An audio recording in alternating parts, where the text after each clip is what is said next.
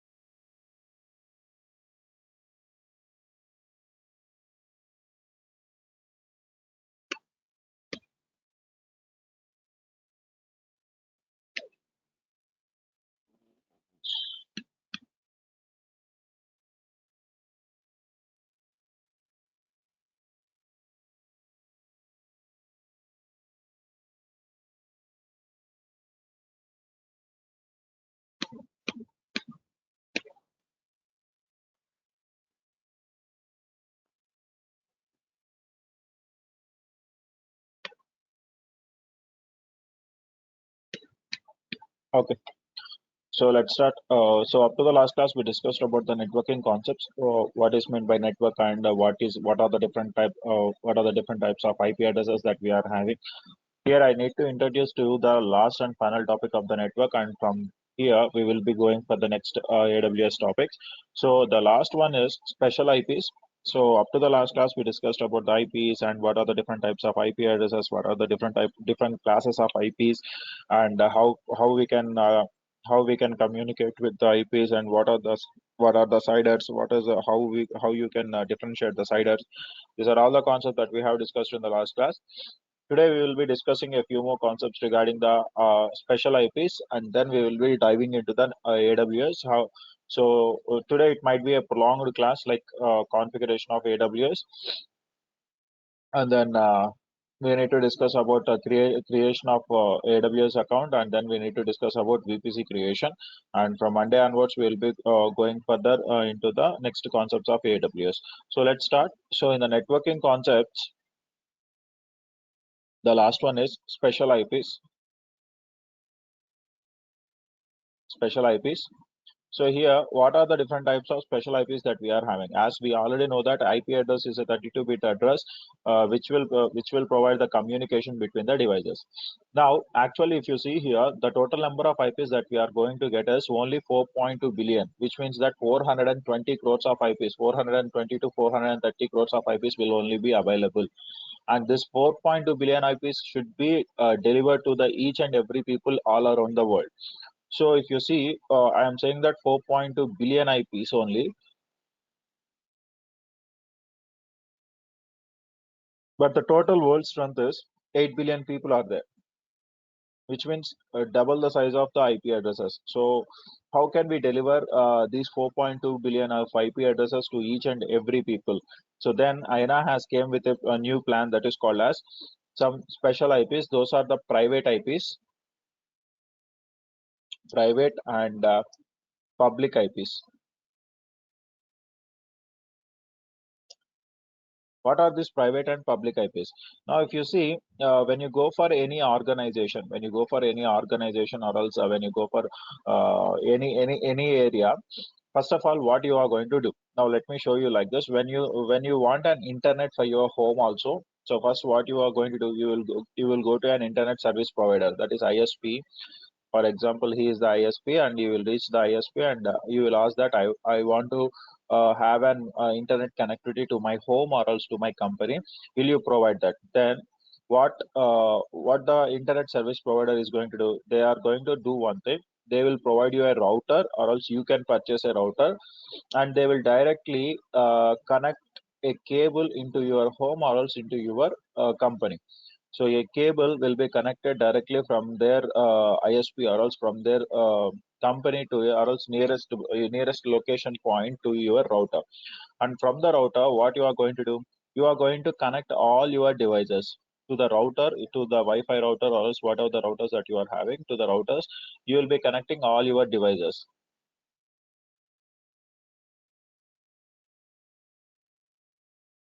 These are all the computers that are present inside your company.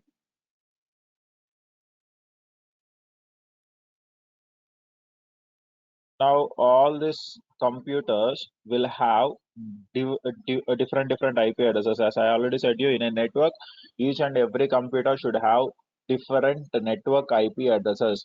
So all the computers will have an IP address. Will have the different IP addresses, and you know what? When the ISP is providing the internet for you, they are going to provide you an IP address.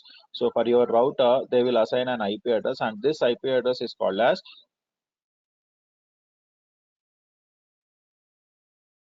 public IP.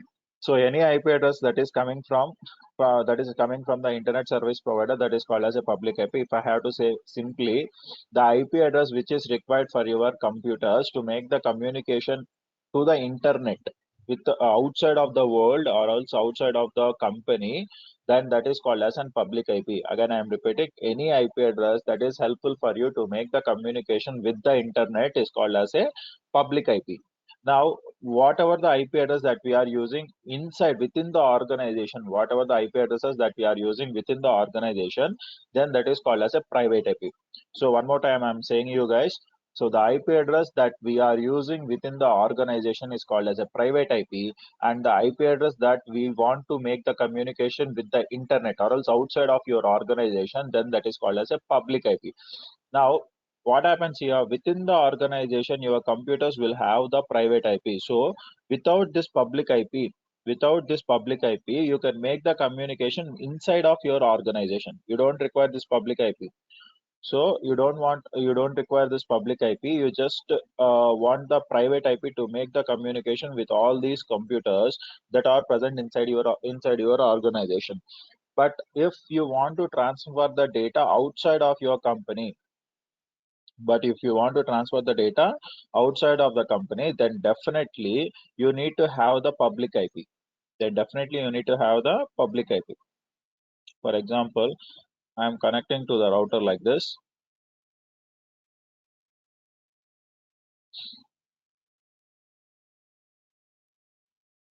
These are all my computers are connected, and if they want to make the communication, which means that from this computer to outside of the world, and from this computer to outside of the world, and from all the computers to the outside of the world, if they want to make the communication, so each and every computer will have a private IP. I will simply say it as PVT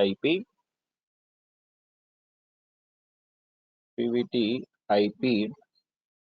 Suppose this is private IP1 for this computer, and you will have the private IP2 private IP2 for this computer, and you will have the private IP3 for this computer, which means that each and every computer will have the different IP addresses. I am not saying the different range of IP addresses or else different network IPs, but all the IPs will be in the same network, but the address will be different. Now these IP addresses, when they are traveling outside of your router or else out to the outside of the world, then this private IP will be converted as a public IP. The private IP, the multiple private IPs can be converted as a single public IP.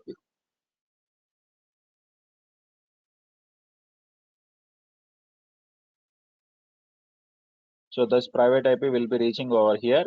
Now the private IP will be converted as a public IP, and the public IP will be able to transfer to the internet. So this is how it will function. Now this process of converting the private IP, the process of converting or else the process of mapping the private IP with the public IP is called as NATing.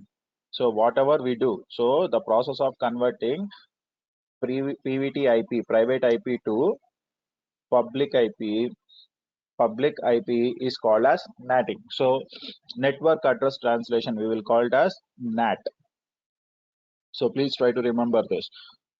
This is what happens. And with the help of NATing, what will be happen? Any another person who is trying to approach into your organization cannot be able to log in. Which means that without knowing of the main functionality of NAT is to map the private IP with the public IP and vice versa, public IP to the private IP. And one more functionality is that security, providing the security. Outside person cannot be able to log in with your computer. So this is what I call it as NATing. So this is one of the type of special IPs that we are having, public IP and private IPs. So any doubts here, guys? Any doubts?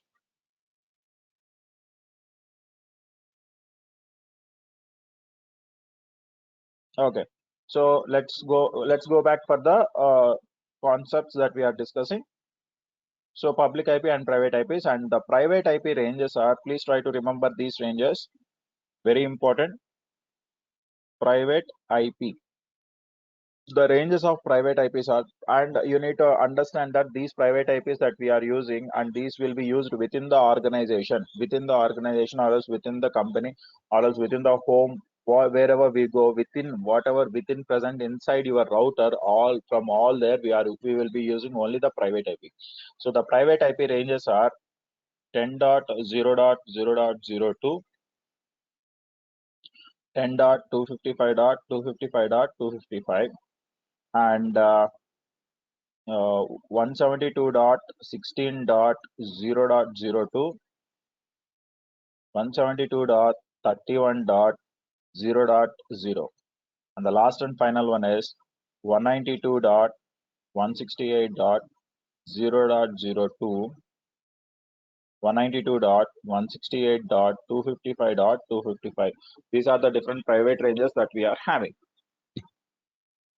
Now, these are very important, guys. Please try to remember all these private IPs. You have to remember this. Why? Because in the next concept, whenever we go to the Amazon VPCs, in all the VPCs, we will be using only private IPs only. We will not use the public IPs. Hope you understand. Now, let's dive into the next concept. So, is it clear for everyone? Is there any doubts here?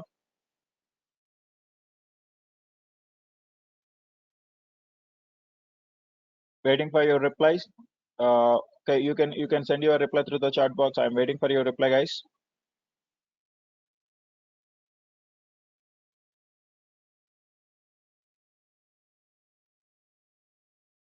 Hello. Just send me a message in the chat box whether it's clear or else do you have any doubts. If you don't have any doubts, we can go further.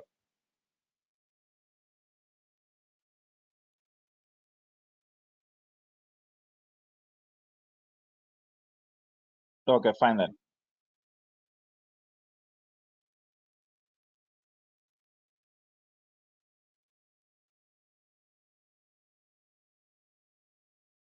So let's get back to the topic. So that's about your private IP, and the next topic that we are going to discuss, and the most important one from here onwards, we are diving into the main concept of your complete course, that is AWS. So Amazon Web Services, we already discussed about what is meant by cloud and why we require cloud and what are the different cloud service providers that we are having. Among those cloud service providers, we are going to understand about AWS. So AWS means Amazon Web Services, which is the child company or else child company of your Amazon itself. Now AWS, what is AWS and what are the different global infrastructure of AWS? Global infra, which means the physical locations, how the physical locations will be there inside the AWS. Now, if I have to say what are the different physical locations, the first one I will take it as a region. So every time in AWS we will discuss about the main concept called as a region. Every time we will talk about the region. What is meant by region? Region is nothing but it's a geographical area where all the data centers are present. It's a geographical region is a geographical area, or else it's a location. It's a physical location where all the data centers are located. So physical area where DCs are present. DCs are present, especially which DCs? Amazon DCs are present. For example, each and every DC. I cannot say that every company DC. A physical area where Amazon DCs are present is called as a region. Here DC means data center, guys. So, or else you can simply say that it's a physical area. It's a Amazon physical location. You can say it as an Amazon physical location, and this is called as the region. So what are the regions? We are having 27 regions. Among those, US-East-1, which means North Virginia region. So here the region is nothing but any city. We can call it as any city, or else any country inside the country, or else inside the city we can have the region. So this is what US East 1, North Virginia region. Next one is US-East-2. That is Ohio region. And then our India will have one more region, that is AP-South-1, that is called as your Mumbai. And next one is EU-West-2. This is London. Like this, we are having these are some of the regions that I can remember. Apart from that, there are 27 regions where you will have where you can install, or else where you can have the Amazon data centers. Now, when I get back, and there are 87 availability zones. Now, what is this availability zones? AZs. We will call it as an AZs. So, availability zones are the isolated areas which are interconnected with each other through the network within the region. Again, I'm saying that availability zone is present inside the region which are isolated to each other and are connected with the help of network. Minimum 2 availability zones should be there within the region, which means that if I have to say a region, I can say like this. This is a region, and inside the region, suppose this is US East 1. Suppose just think this is US East 1, which means it is a city where you are having the Amazon data centers. Now this is US East 1, North Virginia region. Inside this region, I am having multiple availability zones. A region must consisting of minimum 2 availability zones. So this is one availability zone, AZ1, and there is one more availability zone. One more availability zone. This is AZ2, and you can have one more availability zone also. This is AZ3. Like this, you are having the availability zones, and each and every availability zone will have their own power source and their own networking configuration. Everything will be different, which means that each and every availability zone are isolated. Each and every availability zone are isolated, but they are interconnected with the help of network. So through networking, they are interconnected, but in general, they are isolated, which means they are separately configured. Separate power station will be there, separate separate network connectivity will be there, but they are interconnected. So now I will say this AZ1 is connected to AZ2, and this AZ will be connection with the AZ3. So AZ1 will be in connectivity with AZ3, and as well as it will be in contact with the AZ2 also. Now, how I can differentiate these availability zones? Now, I can say that this is US East 1. So, the availability zone that is present inside the region, US-East-1, and I can call it as 1A. So, this is the name of the first availability zone that is present inside your US East 1, and this is US East 1B, and this is US East 1C. These are the different availability zones that you are having. Now, what will be there inside an availability zone? Inside each and every availability zone, you will have multiple or else single data centers. So, inside availability zones, you can have multiple data centers or else you can have the single data center. This is one of the data center that you are having inside the availability zone. Inside that, you will be like, this is how you will have the multiple data centers also inside the availability zone. And the minimum distance of each and every availability zone is from this availability zone to this availability zone. The minimum distance should be 100 kilometers. You can have the two availability zone within a range of or else maximum of 100 kilometers distance. So the distance between each and every availability zone should be, it's a default 100 kilometers, and you can have more than that, or else you can have you should have more than 100 kilometers, or else minimum 100 kilometers is the distance that you can have in between these two availability zones. If I have to say in the miles, it will be 60 miles. 60 miles distance should be there between the each and every availability zone. So this is about your region availability zones. Is that clear? Any doubts here? A region is a city. Simply, I have to say a region is a city where all the availability zones are, sorry, a region is a city where the Amazon data centers are present. And again, when you go back, when you come down to the hierarchy, the region is again divided into availability zones. And each and every availability zone should be having a distance of 60 miles. Between each and every availability zone, it should have a minimum distance of 60 miles. And these availability zones will have the data centers, and these availability zones are isolated with each other. Isolation means they are separately configured, and they are not in contact, but they will have the communication through the networking. So that is what we have discussed. And inside the availability zone, you can have a single data center or else multiple data centers. For example, if I have to say simply, if a data center is configured here, if a data center is configured, here, and the second data center, if this is the first data center and the second data center is configured within 100 kilometers range, or else within a range of 10 or 15 kilometers, then it is not going to be set as a second availability zone. So within 100 kilometers, whatever the data center that you configure, that will completely comes under a single availability zone only. So if you are configuring two data centers closely, so which means adjacent to each other, then they will not be called as different availability zones. They are called as only a single availability zone. But if you configure any data center outside the 100 kilometers or else with 100 kilometers of distance, then that will be called as a new availability zone. So this is about your availability zone. Is there any doubts here? If you have, can you please reply me on the chat box? Yes, guys. I got a message. What is it? Okay, fine. Now, yes, waiting for your replies, guys.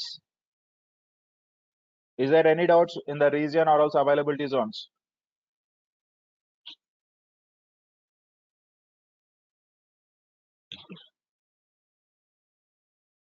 Okay. Now, what is a data center? If I have to show you the data center, a data center is a very large area, minimum of some hundreds of 100 acres or else minimum of 50 acres of land you will have. And this data center will be constructed. Inside the data center, what I can have? Inside the data center, if you see, you will be having the racks. These are the physical racks. and inside the and each and every physical rack will have a particular a particular physical machines. So this is what if physical server that you will have inside the data center, and this physical machine will consisting of, again, inside the physical machines we will have the virtual machines. So these are the instances that we are configuring. Whatever the instances that we are accessing in our AWS or else in our Amazon, these are the virtual machines. And in this, inside this virtual machines, you can configure your applications. This is how your data center will be looking like.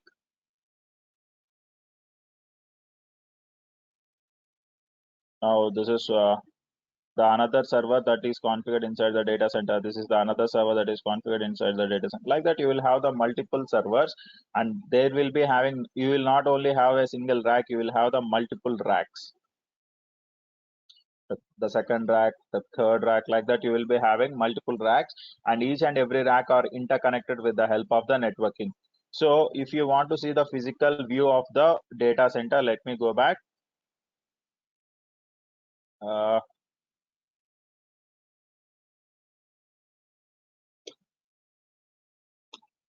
Azure data center. Yeah. So if you see, you can see that this is how a data center will be, and this is how multiple data centers are interconnected. So this is all comes under a single region only. This all comes under a single region only. You see here, this will come. These are the multiple data centers. So here you will have all the connectivity, and this complete area will comes under a single availability zone only. Hope you understand. And the next one is, if I have to show you, where is this? Yeah, can show you this, or else, yeah, I will go this. So if you see, this is how a data center will be looking. This big, how a data center will be looking like. So this big in the sense, if you see how the trucks are appearing for you. So the trucks are very small, like they are like toys, and this is this big how your data center will be looking like. And each and every data center should have the two power connections, two power substation connections. Why? Because it requires huge amount of power. So to run the physical servers, the data center requires very huge amount of power, as well as it should have the high AC. So cooling capacity should be very high, so that the data centers are configured with the centralized ACs. So this is one of the thing that you need to have when you want to configure any data center.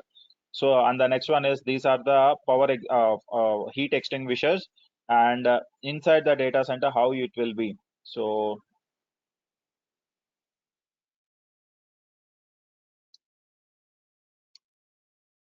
you see here inside the data center, so this is how your racks will be looking like.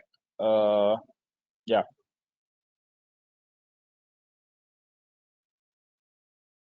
you see here, this is how your racks will be looking like. These are the physical rack. Inside the physical racks, you are going to connect all your servers. These are some of the networking devices, routers. It might be routers, and there might be some servers. So this is how your data center rack will be, and these are the devices. These are routers, or else these are the servers, or else you can connect the switches, and all the networking and security devices and servers are configured inside the data center. And each rack will be interconnected with the another rack. And if I have to show you a clear-cut example of physical server, let me go with inside the data center physical server. Physical server. Hmm. Yeah. So see here, the engineers will be configuring the servers like this, and where are this? Yeah, this is how your server decommissioning will be done. Commissioning means adding the servers. Decommissioning means removing of the servers. Now, if you see here, so this is these are the different types of servers you are having. If you see, this is the rack server. This is the rack server. Now, if I have to show you the rack server, uh, HP Gen 10 servers, I'll go with the image. Yeah, also I'll go with this.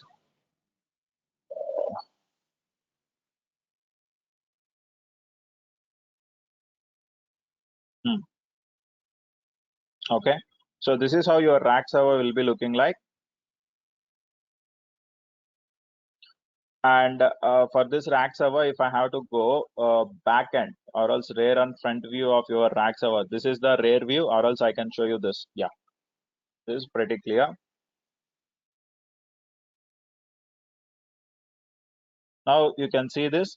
This is the front end or else front view of your rack server, where these are the green dots. All these green dots belongs to the hard disk, and this is the back end. This is the back view of your rack servers. These are all the hard disk base where you can connect all your hard disk, and these are all my internet networking or else networking ports, Ethernet ports. These are all my Ethernet ports, and this is the USB port, and you can see here VGA port. It is used for connecting the monitor, and these are the power supplies that are helpful for us to make the connection to my to my server. And as well as you can see here, this is the serial port, and these serial ports are used to connect my Cisco devices or else any networking devices.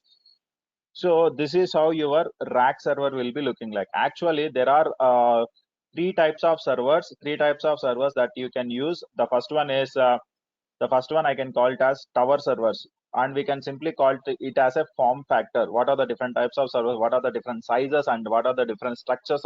Depending upon the different sizes and structures of the servers, the servers are divided into three types. One is tower server, and the other one is a rack server, and the third one is blade server.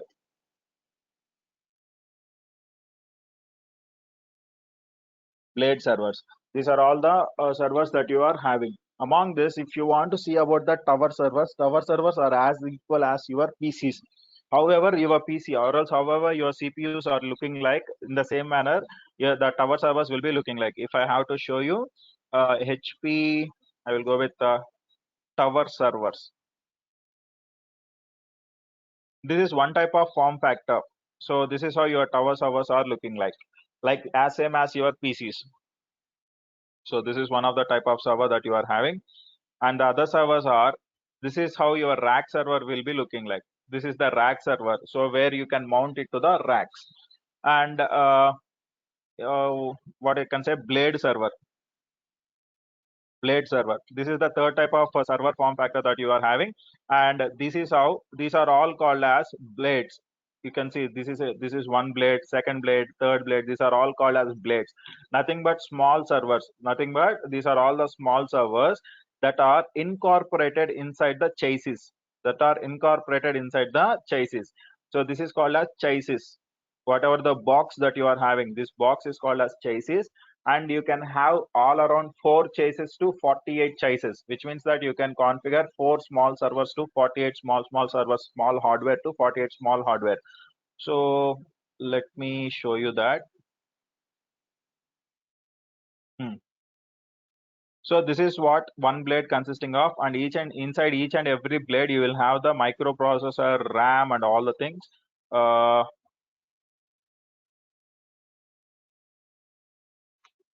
Yeah. So here you will have the RAM and microprocessors. These are all about coolants. These are used for your these are called as coolants, and these are the RAMs that you are connecting to your server, and you will have the connectivity through these ports. If you see the backend, you will have the connectivity through these ports. And this is one of the blade. This is called as a blade, and you can see here these are the hard disk base. These are called as hard disk base for your blade server. You can connect all the hard disk, or else you can install the hard disk inside this base. And this is one blade, and like that you will have multiple blades into a chassis. So this is called as a chassis. Inside this chassis I can configure 1 2 3 4 and so on. Here also you are having, which means that it is a 8 server or else 8 blade chassis. Or else you will have one more thing like this. So this is about your enclosure. This is how your chases will be looking like. And inside this chases, you can connect the blades like this. Hope you understand. So these are the different three types of form factors. And if you see here, here he is configuring, this is the blade server. This is the chases. Inside this chases, he is configuring the blade servers. And not only that, it is one of the chases. And here you can see the rack servers. So inside the rack, I can configure rack servers, or else inside the racks, I can configure the blade servers also. So this is about your three different types of form factors of the physical servers. So clear? Any doubts, guys? How physical servers will be looking like, and these are all the cables. So these are all the cables which are configured. This is called as structured cabling in a point of manner. So I cannot leave. Let me show you one thing. So how cabling will be done, how network cables are connected inside a data center. So that is called as structured cabling.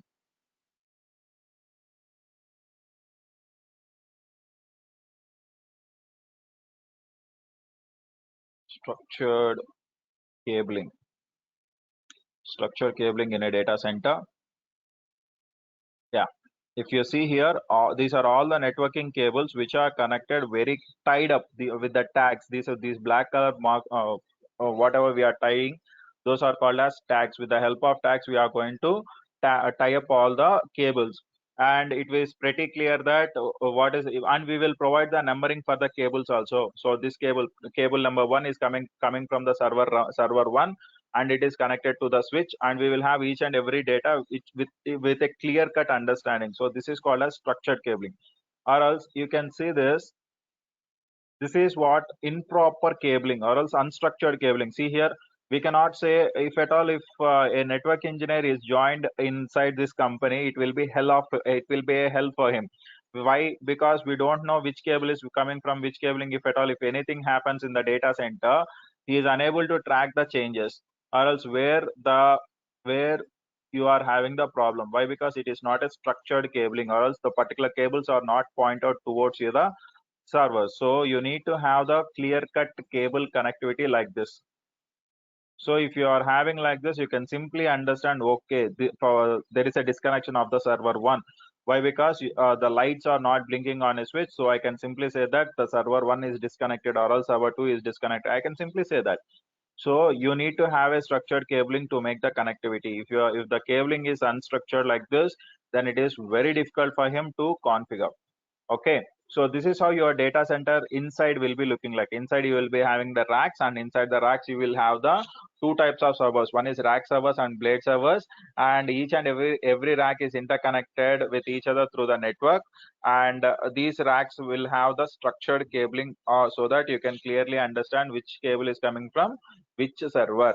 So that is how your data center will be looking like. Is that clear, guys? Any doubts here?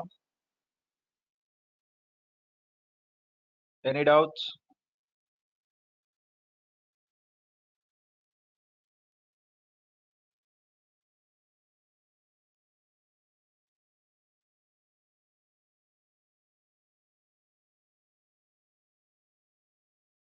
Waiting for your reply. If you don't have any doubts, we can go further. Creation of AWS account.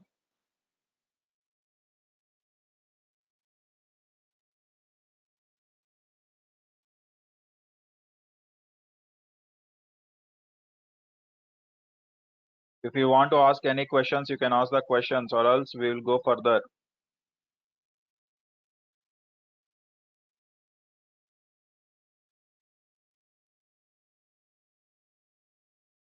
Any doubts regarding the data center creation, or else regarding the data center architecture? Any doubts?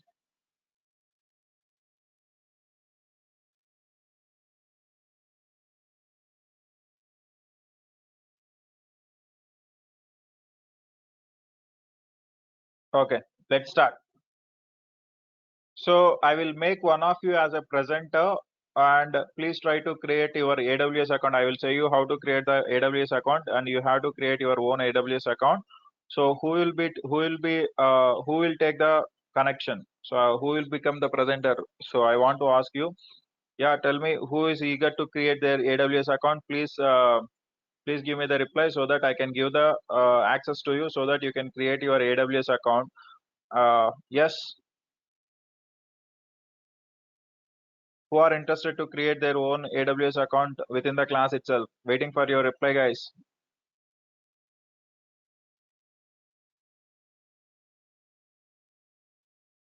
Are you there? At least, hello. Is anybody wants the connectivity, or else is anybody want the connectivity, so that when I will tell you how to create the AWS account, and you will create the AWS account. Anybody there who want access? Please ping me on the chat box fast.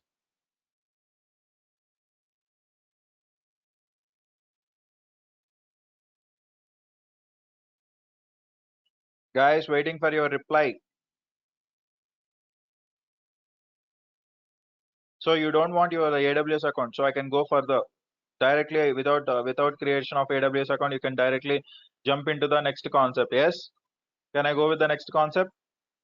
Or else you want to create the AWS account? Anybody there?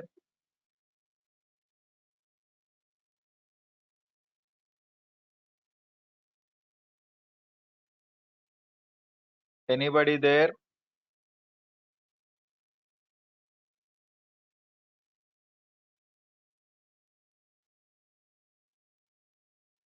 Jagadishwar, Ankush,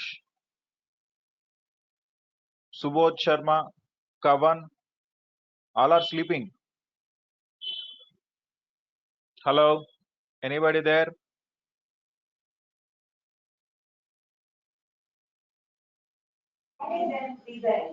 I already having a AWS account. You're having the AWS account. Exactly.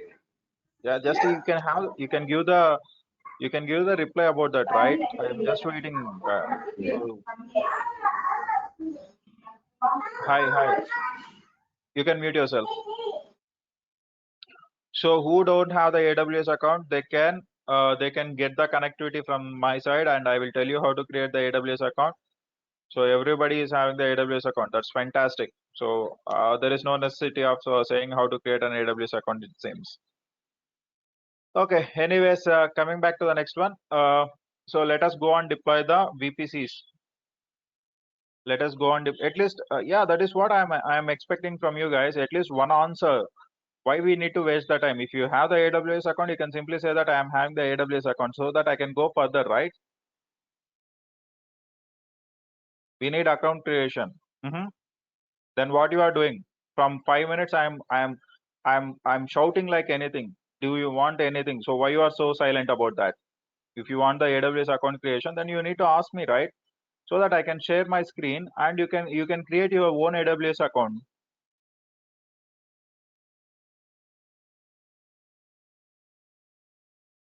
I am not on Zoom. This is not Zoom. It is GoToMeeting. Okay. Anyways, I will give you the permission so that you can create your AWS account. I am not going to create. I already am having so many accounts. So you have to create your own account. So I am sharing the. I am making you as an presenter. So please create the AWS account, and I will retrieve the connection once you create the AWS account. Do you have?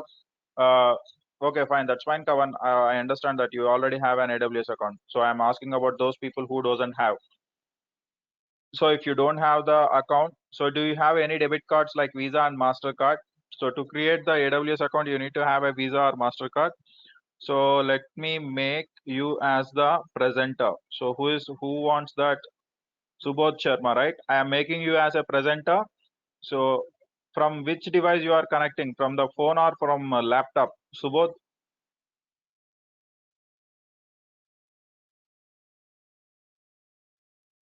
So we don't want any credit card. We want debit card. If you have the debit card also, it will works.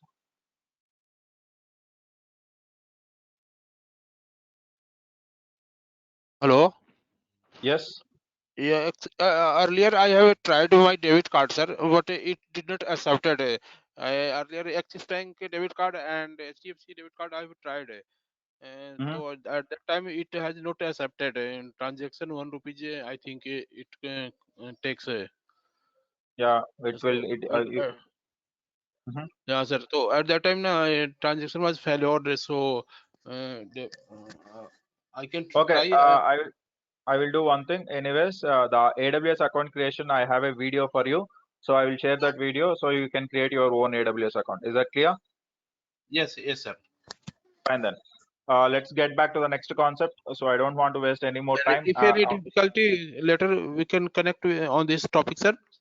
If Yeah. difficulty I face in creation of this account. Yeah. You can ask me the questions. Okay. I will sort out. No problem. Okay, sir. Next one, once you have created the AWS account, next topic that we are diving into is VPC configuration. Very important one, virtual private cloud.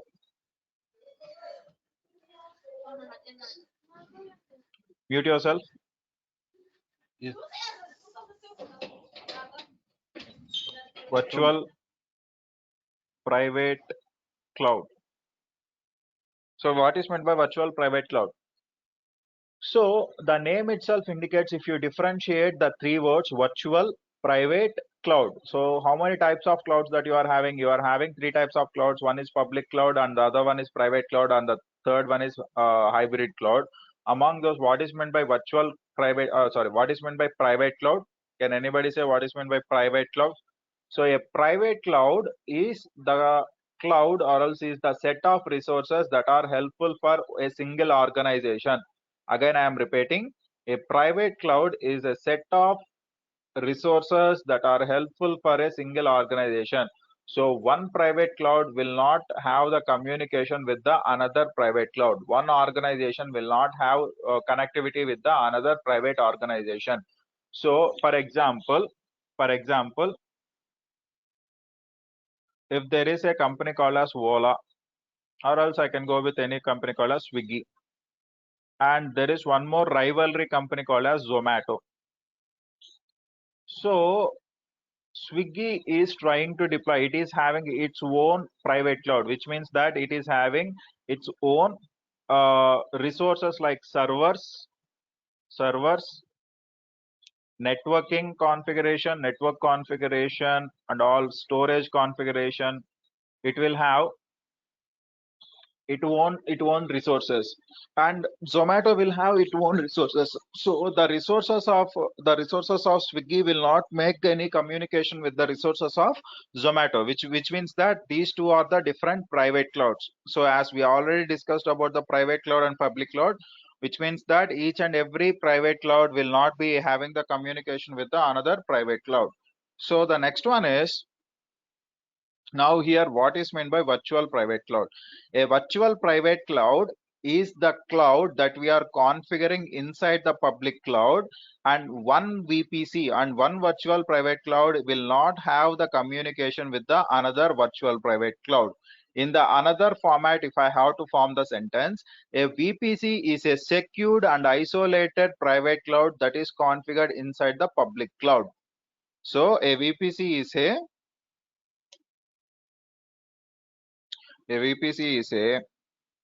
secure and isolated private cloud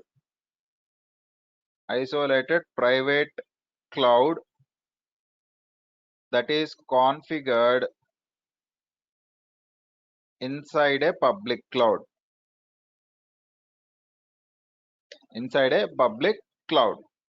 which means that, what is the public cloud here? Here we can have the public cloud as AWS. As we are learning AWS, the public cloud will be AWS. And what is the private cloud? So whatever the organization, for example, Swiggy will go and ask the AWS that I want 50 servers from your public cloud. So AWS is going to provide the 50 servers to the Swiggy, and Zomato will also go to the AWS only, and it will ask you, or else Amazon only, and it will ask the Amazon that I want 50 servers from your cloud. So it is going to share the 50 server to Zomato, which means that both rivalry company servers are located in a single location only, in a single data center only, or else it might be in a single region only. But one company one company servers should not communicate with the another company servers. So this is called as private cloud, which means that if I have to show you, let me do one thing. This is the US East 1 region. This is the US East 1 region.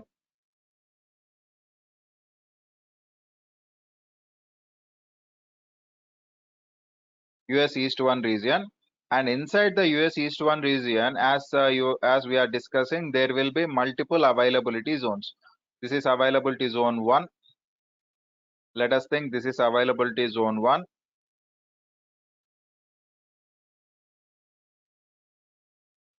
And we will be having one more availability zone. This is availability zone 2, and this is availability zone 3. These are the three availability zones. Just for an example, I am saying, and I already said you that the single region, if I have to call it as a region, the region should have minimum of 3 availability zones. So these are the 3 availability zones that I am having, and these 3 availability zones are interconnected. These three availability zones are interconnected with each other.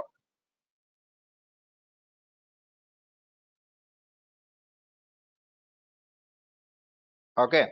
Now what I am saying, we will configure a VPC. We will configure a VPC inside the region. So I can call this availability zone as availability zone 1 as US hyphen East hyphen 1A, and the another availability zone as US hyphen East hyphen 1B, and the third availability zone as US hyphen East hyphen 1C. These are the three availability zones that I am having, and these availability zones will have the shared network. And when you configure any VPC, so now Swiggy has came to me, and it is asking that I want to create a particular, I want to create the resources, I want to create my servers. Then what Amazon is going to say, okay, you can create the servers, but to create the servers, first of all, you need to have a virtual private cloud. You need to create the VPC so that all your servers, whatever the servers that you are creating inside these VPCs, will be isolated ones, which means that these servers will not communicate with the another company or else another virtual private cloud servers, another VPC servers. So what happened here? The Swiggy has created its own virtual private cloud, which means that private cloud in the sense its own organization. I can simply call it as an organization. So this is how it has created its own cloud, so that the entire VPC will be expanded all over the region in all the availability zones, or else in all the availability zones you can have the VPC called as Swiggy VPC, so that you can deploy the servers in any availability zone. You can deploy the servers in availability zone 1A, 1B, 1C, 1D, 1E, 1F. So in any availability zone you can deploy your servers. Now this is my Swiggy VPC, and inside the Swiggy VPC, what I want to do, so whenever you go back here, Amazon is saying that first of all you are configuring a network. So VPC is nothing but a network. It's a group of, it's a very big network where it will have the configuration of 65,000 devices. So Amazon is saying that you can have the networking capability, or else you can have the networking ID as let me go with 172.16.0.0/16, which means that inside this VPC, we can connect 65,000 devices. And now what it is saying, within the VPC, you have to create some subnets. You have to create some subnets to configure the resources, whatever the resources that you want. If you want to configure that resources, then definitely you need to have a subnets. Yesterday we discussed about the subnets, so which means dividing a very big network, which means that dividing this VPC into small networks is called as subnetting. So I am going to divide this VPC into subnets. So this is subnet 1, and I am going to configure one more subnet. This is subnet 2, and I am going to configure one more subnet. This is subnet 3. So all these three subnets are available inside my VPC only. So I can simply call this subnet, or else I can simply call this VPC as, what is the VPC as we are discussing? I can call it as Swiggy, SWIGGY, Swiggy. This is the Swiggy VPC. This is the Swiggy VPC, and this subnet is called as Swiggy hyphen subnet hyphen 1. This subnet is called as Swiggy hyphen subnet hyphen 1, and this is the second subnet. This is Swiggy hyphen subnet hyphen 2, and this is the third subnet, Swiggy hyphen subnet hyphen 3. These are the three subnets that I am configuring so that I can configure my devices, my resources inside these subnets. So let us go back to our Amazon account and create some VPC, and then we will be going to configure the subnets. So first let us create the VPCs.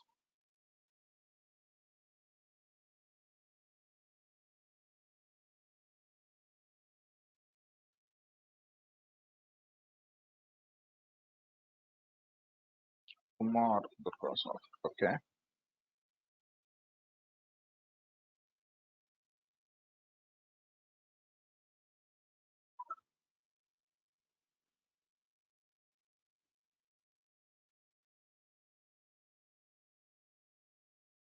So I was logged into my AWS account. Let me go to the VPC configuration first. So now what I am saying, we can create a VPC. So if you go to your VPC, here by default you will have a VPC, guys. Now what I'm going to do, create a VPC. I'm going to create a VPC, and this VPC I am naming it as we are discussing. I will name it as Swiggy-VPC. This is the VPC that I am configuring, and the CIDR blocks, the largest network that I am providing is 172.16.0.0/16. This is the CIDR block that I am providing for this VPC, and I will click on create VPC. So a VPC will be configured as you see in the diagram. The VPC is configured. The VPC is created. So now what I have to do inside the VPC? A subnet is a small network that is created inside the VPC. I already said you that. A subnet is a small network that is created inside the VPC, which means that this is the logical cloud, and I am going to divide this very big network into small networks. Did you attend the last class? Ankush? Hello, sir. I'm audible. Yeah. Tell me. I thought today is the first class because I got the link for today's class only. So the classes are going on from 3 days. This is the extra class that I am taking today. You can Sorry, have but you can have yeah, the videos from the management. So last class we discussed about the and so simply I have to say a subnet is a small network that is coming from a very big network. So this is the big network, which is a Swiggy VPC is a very big network. Inside this very big network, I am going to have the VPC. Simply to make you understand, if I have to say, we discussed about these topics like this. The example is repeatedly saying for 3 to 4 times in the from the last class, but again I am saying, for example, there is a company called as I will take an example. The company name is Dell company is there, or else I can go with Infosys company is there. Okay, so this is very big network. Inside the Infosys company, I can have some thousands of computers, some 2000 computers are there. Just for your understanding, I'm saying. And this Infosys company is having 2000 computers. Among those 2000 computers, there are departments like development department, and inside the development department, HR department, security department, and what I can say, there is one more department called as operations department. So operations team will be there. Like that, I am having so many teams. Accounts team will be there. Okay, now this is the very big organization, and this organization is now divided into small categories, so that this development team will have somewhere like 100 PCs. This is one of the network. This is one of the subnet. So if you see here, this is the very big network, and I am dividing that network into small networks like this. So development, HR, security, and operations. In the same manner, here you are having a very big VPC. When we configure the VPC, we will configure like this: 172.16.0.0/16, and inside this VPC, to make understanding, this particular server belongs to this particular subnet, or else this particular server belongs to this particular availability zones, and these servers are configured for this region. To make a clear cut understanding, now what I am doing, I am dividing that big network into small networks. So that small network is called as subnet. Is that clear, Ankush? yes, sir. Thank you. Yep. So now what I am going to do, I am going to create a subnet here. So let me create subnet. So I want to create 3 subnets here. What I will do, create subnet. On which VPC we want to create the subnet? I want to create the subnet in Swiggy VPC. Click on Swiggy VPC, and the subnet is Swiggy-subnet-1. And I said that the subnets can be configured in any availability zones. Here you are having the availability zone as US East 1A, 1B, 1C, and 1D. I will select 1A, and I will provide the CIDR block as, what is the CIDR that I have provided for the VPC? I have provided the CIDR as 172.16.0.0. In the same CIDR, you need to configure the subnet, which means that I am going to configure the subnet as 172.16.1.0/24, which means that within a subnet you can configure 251 devices. So inside this subnet you can configure 251 networking devices or all servers. Now what I will do, create subnet. The first subnet is created with the name swiggy-subnet1. Let me copy this.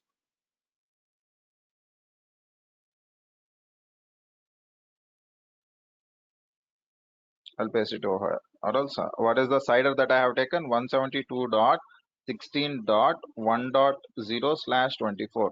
If you see here, here also you are having 172.16. In the VPC also you are having 172.16.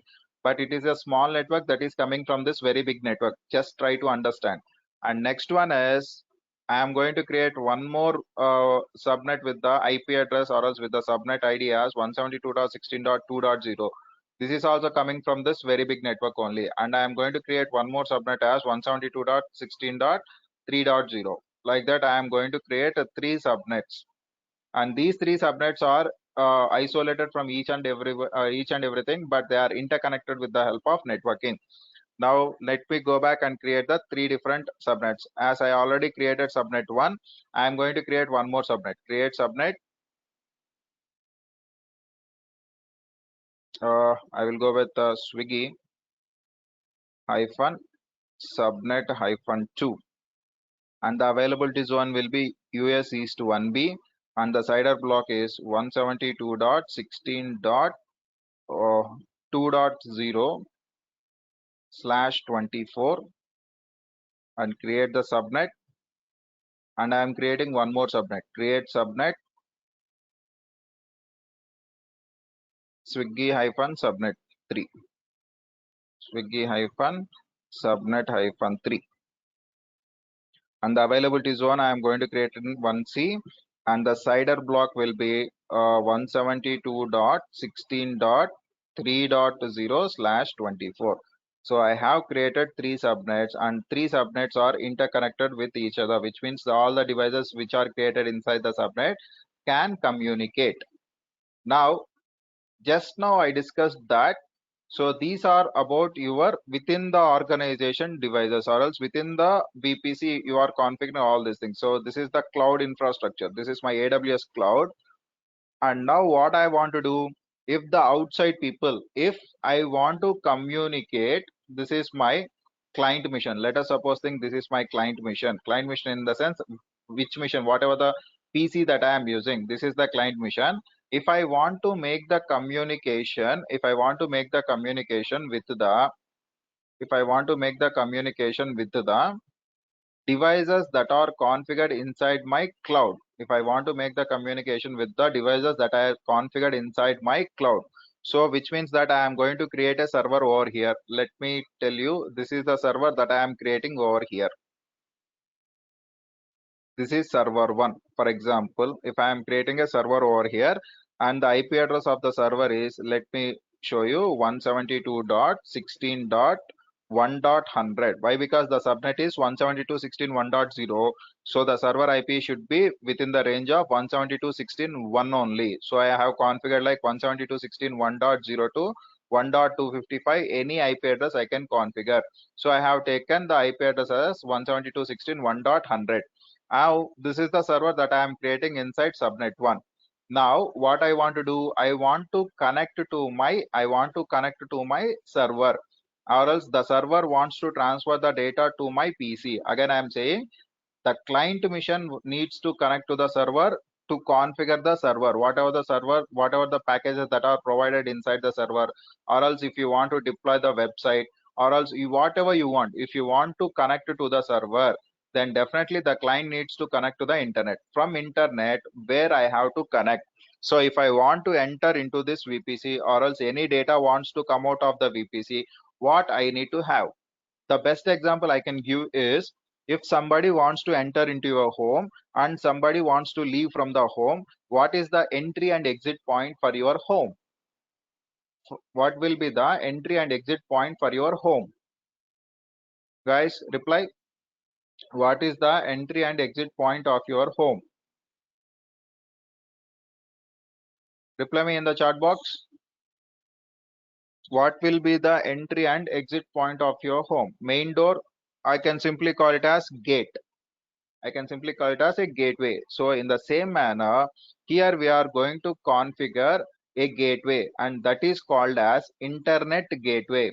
So that is called as internet gateway. So with the help of this internet gateway, what I can do is, so the name itself indicating that internet gateway to make the communication with the internet. So the client is available inside the internet only. So the client is present in the internet. So to make the connectivity or else to make the communication with the internet, so I need to configure an internet gateway. So this is the internet gateway that is connected to my VPC. I need to connect the internet gateway. So this is the internet gateway that I am connecting to my VPC, and I will call it as Swiggy hyphen IGW. So with this internet gateway only, I can connect to the internet. So now what I have to do, I have to create an internet gateway. Let me do one thing. Here you are having the internet gateways. Click on the internet gateway, create internet gateway. Internet gateway is specific for every VPC. Yes, it is specific for each and every VPC. Every VPC will have its own internet gateway. So I am going to create an internet gateway that is Swiggy hyphen IGW. Create an internet gateway. So now one gateway has been created for my Swiggy VPC. Now what I need to do, I need to attach that gateway. So attach to VPC. So which VPC I need to attach the gateway? I need to attach the gateway to my Swiggy VPC. So attach the internet gateway. Now the internet gateway has created and it is attached to my Swiggy VPC. So attachment is not enough. Attachment is not enough. Now if you see here, yes, I have connected the internet gateway, but still what you need to have, you need to make the connectivity. So attachment is done, but still what I need to have is, now I need to say to my VPC, that if you want to make the communication outside the VPC, then you need to have a clear-cut understanding about the routes. Clear-cut understanding about the route. Routes are route, how the data will be transferred to the clients. So when the client is requesting some data from the server, how data should be entered into the VPC, and from the VPC how data should be going out of the VPC. So this route you need to understand, route should be there. So what I am going to do, I am going to specify that as a route table. So by default, when a VPC is created, a route table will also be created. Now if you see here, this is the route table that is created for my Swiggy VPC. So now what I will do, I will name it as Swiggy hyphen route, and this is my Ola hyphen route, just for time being. Now what I am saying, whenever a VPC is created, with the VPC a route will be created, and this is my Swiggy route. So now inside the route what I am having, if you see here inside the route, it is saying that you are having the internal communication. Target is local and the destination is 172.16.0.0/16, which means that all the devices that are connected inside this VPC, you will have the default communication. If at all, if you are configuring one more server here, if I am configuring another server here, and the server IP address is, here I am giving the IP address as 172.16.2.100, and I am going to configure one more server here,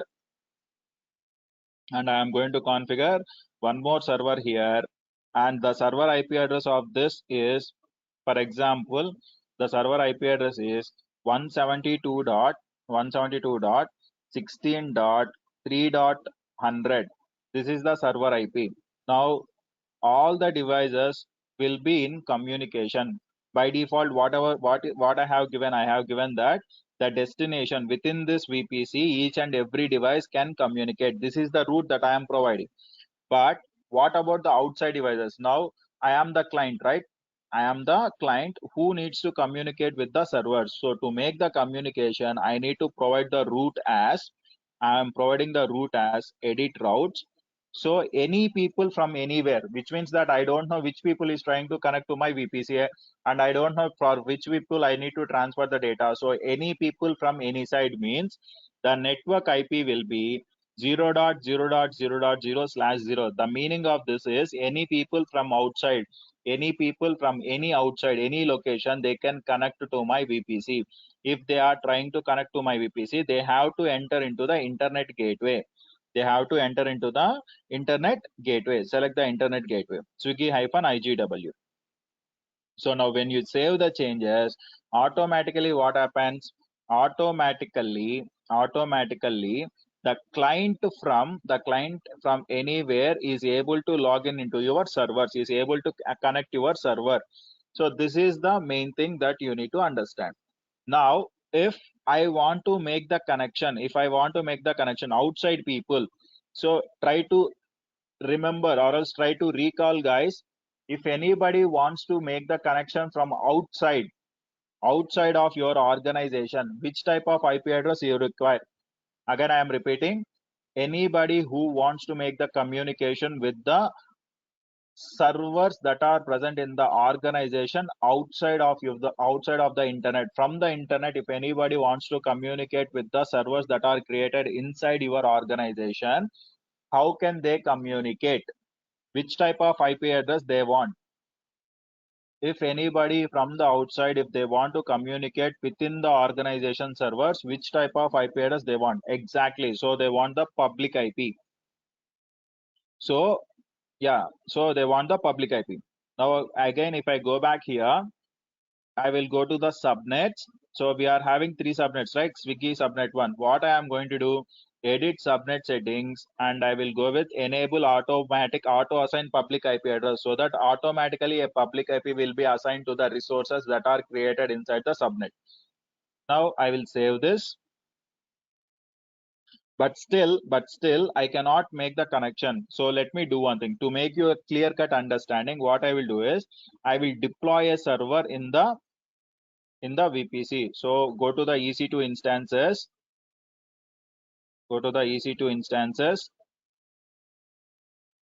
So create. 3 servers are running continuously. Shit, man. Okay, no problem. Let them have. So launch an instance. What I will do is I will go like test-server. I will write it as test-server, and I will take Amazon Linux as my operating system. So there are several Linuxes. Among them, Amazon Linux is one of the Linux that I am taking. It's a simple derivative of your Red Hat Linux only. So I am going to take the server, or else I am going to consider, or else I am going to install, or else I am going to deploy the operating system as Amazon Linux.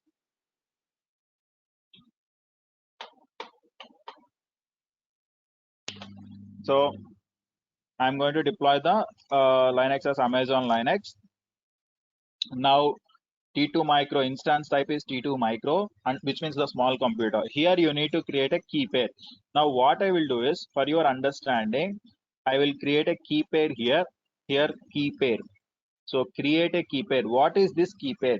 So the key pair is nothing but it's like a lock mechanism. Just for example, if you are going outside, what you are going to do?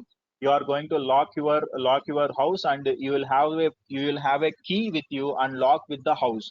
So here again, if I have to say just a simple example, I will give it out for you so that you can have a clear cut understanding. Now just assume that this is your home, okay, and here you are a client, or else you are in the home. Now when you want to go outside of your home, what you will do? You will lock your home. So for example, this is the lock that you are having for your home, and you will have a key. With you. So for example, this is the key that you are carrying out. So among this, which will be public and which will be private? Can you say that? Among this key pair, so this is the lock that you are having. Consider this is also a key, and this is the key that you are having. Among these two, which will be considered as a key, and which is private and which is public?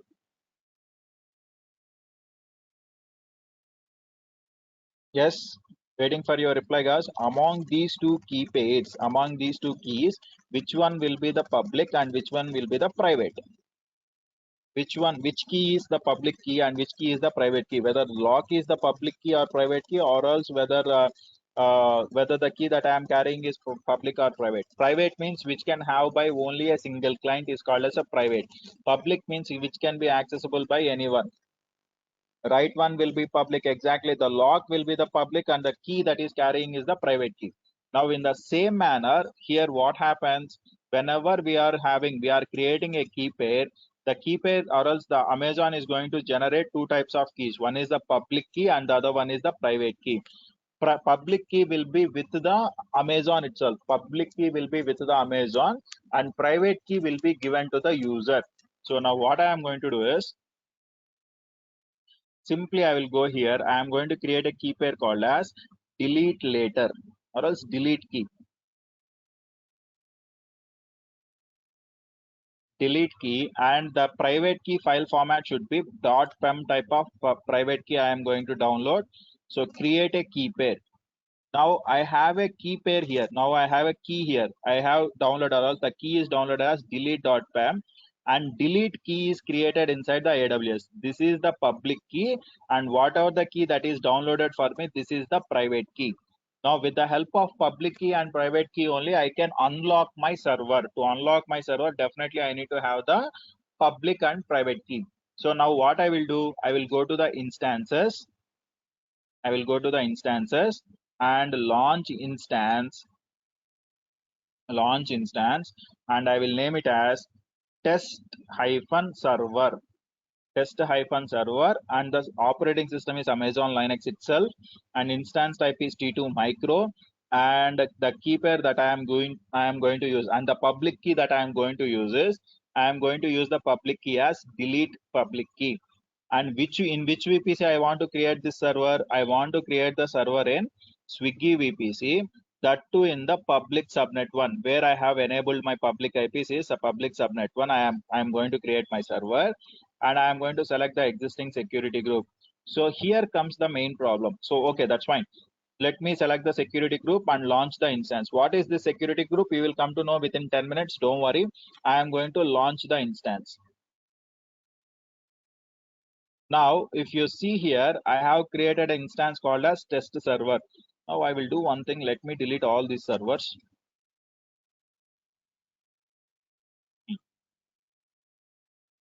Okay, that's well and good. Now I have created my test server, and the test server will have a public IP. Let me do one thing. Running. Okay. Still my test server is not up. Yeah. So I am having a test server, and the test server is having a public IP. If you see that, I am having a public IP. Copy this public IP, and I will go to the CMD command prompt, and I am going for the command prompt. Pinging means calling. I am calling the test server. So ping, and I am giving the public IP over there. When I press enter, see what is happening here. I am not going to get any type of request, any type of reply from the server. So if you see here, we have done everything clear. You can see here, I have done everything clear, which means that I have created the server. So what I will do is, I will go with -t, which means continuous pinging. If you see here, I have created a subnet clearly. Sorry, VPC is clear, subnet is clear, and I have created the server, and I have created the internet gateway and connected to the server. And I provide the routing table also, and I provide the routing also. But still, routing or else routing, which means how can you transfer the data? It's showing the route to transfer the data, showing the route to send the data and receive the data is called as routing. Anyways, everything is done clearly, but still I am unable to communicate with my server. The main reason is security groups. So which means that if I go back here, for the time being, just to do one thing, just follow the configuration. So if I go to the security groups,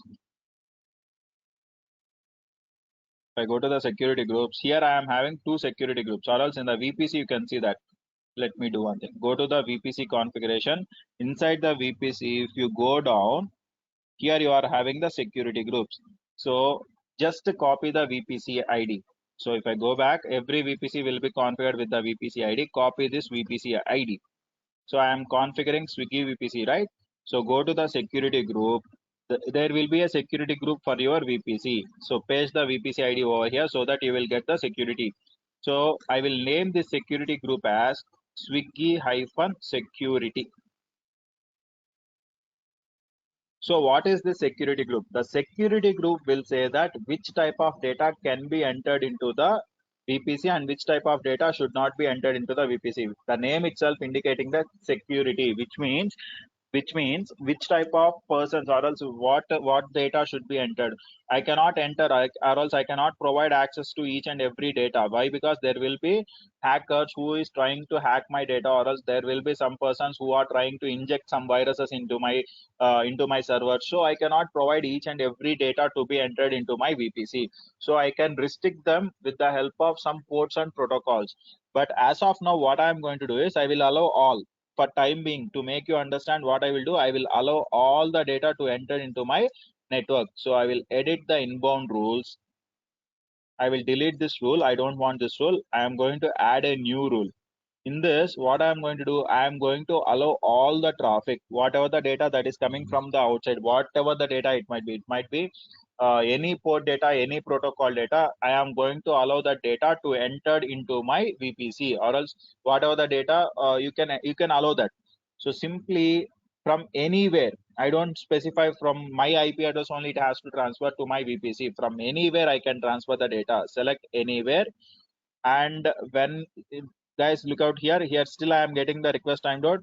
When I click on save rules, now there you go, you are getting the reply from the server. When I configure the security group, so if you are unable to connect to the server, there might be two reasons. One is you did not provide the proper route for your internet gateway. In the routing table, if you don't provide the proper route for your internet gateway, you will not get the connectivity. And the second one is you need to check the security groups. If the security groups are not properly configured, then also you will not get any reply from the server. Now as of now I am getting the reply from the server. If you see previous, you did not get any reply. All the time you are getting the request timed out. When I configure the internet gateway properly and as well as security groups, then I am going to get the data from my server, or else then I am going to get the reply from the server. Now what I can do, I can connect to my server. Now I can connect to my server. How can I connect to my server? To connect to my server, you need to have an application called as putty. So you can access the putty like this. Go to the search box, type putty. So this is the application where you can connect. So which type of instance I have deployed? I have deployed the Amazon Linux. So if you see here, the operating system that I install is Amazon Linux. So inside the Amazon Linux, you will predefinedly you will have a user, and that user is called as, and the user who is present inside the Amazon Linux is EC2-user. So you need to log in as EC2-user. You are logging into the mission, or else you are logging into the server as a EC2-user. By default, EC2-user is created inside your server. So at the rate, which server you want to log in from, outside I am connecting. So I need to connect through my public IP. Select the public IP. This is the public IP that I am giving. Now let me go back here and I will provide the public IP over here. Now, okay, so which user, EC2 user you want to connect, and to which server you want to connect, you have given the public IP, it's well and good. But so the home is locked. The home is locked. You are locking this server with the public key, and now you have downloaded the private key. But the main important thing is .pem file is not suitable for your putty server. .pem private file is not suitable for your putty server. Then definitely you need to convert this .pem as .ppk format. So PEM format is not suitable for the putty to open any server. So definitely you need to have the conversion of PEM to PPK. So now what I will do is, let me go back here. So to convert this delete.pem, what I need to have, I need to have a separate software called as Puttigen. You don't need to worry about how to install the Puttigen. Whenever you are installing the putty, automatically Puttigen application will be installed. So you don't need to worry about that. So I will select the Puttigen and load, click on load. PEM file will work with, I think it will be working with Mobi Extreme. So yeah, it will be working. Try it once. I did not try with Mobi Extreme. You can try it out. Every time I will go with the putty only. Yes, I think it might be working. Okay. Now I will go with the downloads, and I have downloaded a PEM file. So I will select all files. So this is what delete.pem. Select delete.pem and open. Now what I will do, I will save the private key. So save the private key. Save the private key. Now I will go to anywhere. I will save it on the desktop itself so that I can have a clear cut understanding. I am saving it as delete. Okay. Delete later. I will call it as delete later. Save. I have saved my private key as delete later. Now you can see on my desktop.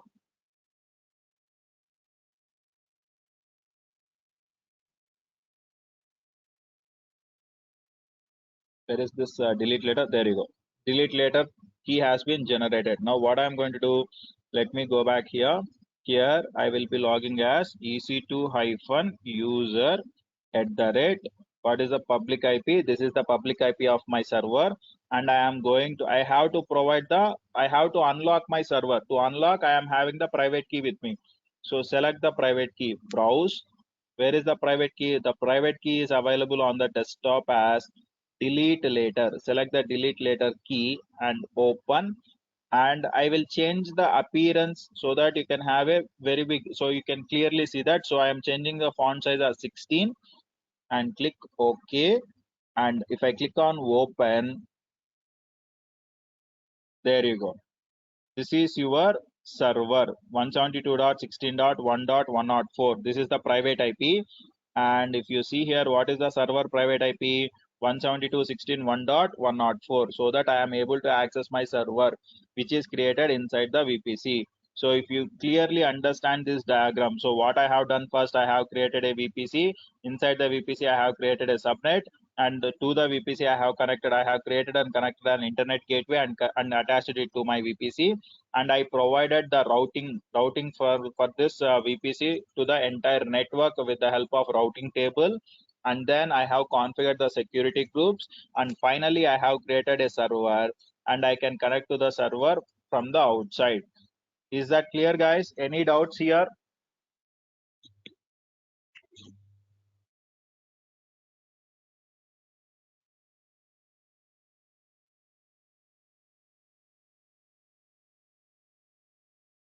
Okay, you are clear with the topic, no doubts, right? Fantastic. So that is about how you can configure a VPC, subnets and servers and internet gateway. VPC is completely free of charges, guys. You don't have to pay a penny for VPC. VPC, subnets, internet gateway, everything is free here, but only costly is the price will be applicable for the test server. So once I have completed my demonstration, so what I will do is I will terminate the server here. Terminate, which means I am deleting the server. Okay. Please terminate the resources which I am saying after the completion of your lab practical. Okay, so this is about creation of VPC, guys. Hope you understand. And from Monday onwards, your batch will be starting at 7 o'clock. Hope everyone will be attending the 7 o'clock batch. And that's all for today. Have a nice day. And whoever are paying the fees, they will get a separate link. From Monday onwards, this link will not be. This link will be expired. From Monday onwards, you will have a new link. Whoever has cleared their dues, they will be having the new link, and you have to join with that link. Okay. Are you okay with this? Yes. What are the questions? Tell me. Ask me the questions. Yeah, you will Sir, get the video. Yeah. sir, is this a weekend batch or weekdays batch? It's completely weekdays. It is not weekend. From Because Monday. I've been that this is a weekend batch, so it was my first class today. No. Weekend batches will be starting from 6th of November. Okay. Okay. Okay, sir. Yeah. From And from 5th and 6th, you will have the weekend batch. AWS. Yes. sir, the duration of a weekend batch and weekdays batch both are same, or there is some changes? For weekdays, it will be like 45 sessions. 45 sessions will be there for weekdays batch. per weekend batch, it will be all around somewhere like 10 weeks Okay. per weekend. Okay. Okay. Yeah. Okay, sir. Yeah. Thank you. Subodh Sharma, you are saying that video backup we will get. Yes, you will have the video backup. You don't need to worry about that. Every day video will be available for you. Any another question regarding the technicalities? Questions, guys?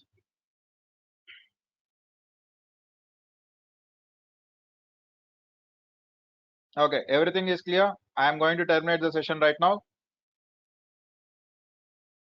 Okay, have a nice day, have a nice weekend, and we'll meet video to create account. Yeah, I will share. I will ask the management team to share the video also. Don't worry.